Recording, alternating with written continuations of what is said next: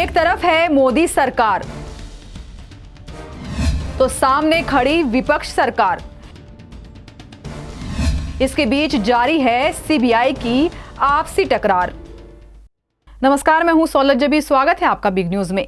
नहीं थम रहा है सीबीआई के अंदर का क्लेश। अभी आलोक वर्मा और राकेश अस्थाना के बीच चल रहे वर्सेज की लड़ाई का अंत नहीं हुआ कि मंगलवार शाम एक बार फिर सीबीआई ने अपने एक और अधिकारी के खिलाफ कार्रवाई करते हुए एफआईआर दर्ज कराई है। लेकिन इस मामले में दिलचस्प बात यह है कि सीबीआई ने जिस अधिकारी के खिलाफ एफआईआर दर्ज की है वो मध्य प्रदेश के शिवराज सिंह चौहान के कार्यकाल में हुए व्यापम घोटाले की जाँच कर रही थी। आखिर क्या है पूरा मामला, जानने के लिए देखिए ये रिपोर्ट।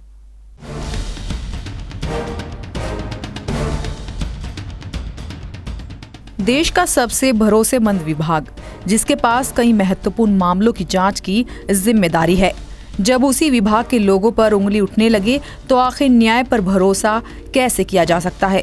पहले राकेश अस्थाना, फिर आलोक वर्मा और अब डिप्टी लीगल एडवाइजर बीना रायजादा के खिलाफ केस दर्ज किया गया है।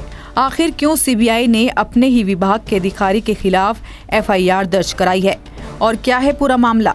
दरअसल सीबीआई ने रायजादा पर आरोप लगाया है कि उन्होंने साल 2014 से 2017 के बीच अपनी वार्षिक अप्रेजल रिपोर्ट में ब्रांच हेड वीके सिंह के फर्जी दस्तखत किए हैं। फिलहाल इस फर्जी दस्तखत के पीछे प्रमोशन को वजह बताई जा रही है।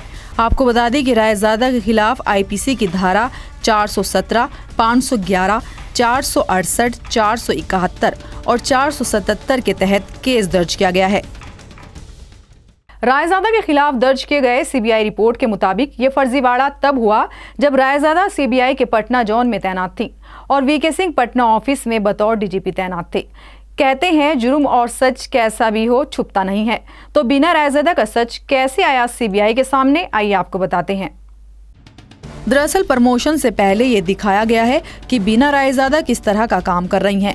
उनकी जिस रिपोर्ट को देखकर उन्हें प्रमोशन मिला, उनकी उसी रिपोर्ट ने बीना रायजादा की पोल खोलकर रख दी है। बीना ने सीबीआई पटना डिवीजन में 2014 में बतौर सीनियर पब्लिक प्रोसिक्यूटर ज्वाइन किया, जिसके बाद उनका प्रमोशन हुआ और उन्होंने डीएलए के पद पर ज्वाइन किया और 2017 में बीना रायजादा ने नई दिल्ली के सीबीआई 6th यूनिट में ज्वाइन किया और इसी के साथ उन्हें व्यापम घोटाले की जांच की जिम्मेदारी भी सौंपी गई। इस पूरे मामले में हैरान कर देने वाली बात ये रही कि सीबीआई को खुद बीना रायजादा ने 2014, 2015 और 2016 की रिपोर्ट सौंपी, जिस पर वीके सिंह के हस्ताक्षर थे।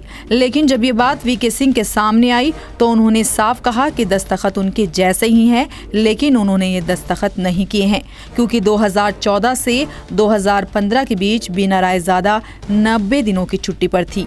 ऐसे में वीके सिंह कैसे उनके तारीखों की रिपोर्ट दे सकते थे? बस फिर क्या था, मामला साफ था कि बीना रायजादा ने खुद ही अपनी रिपोर्ट तैयार कर वीके सिंह के हस्ताक्षर कर अपना प्रमोशन लिया है। नेशन 1 से सुष्मिता मुखर्जी की रिपोर्ट।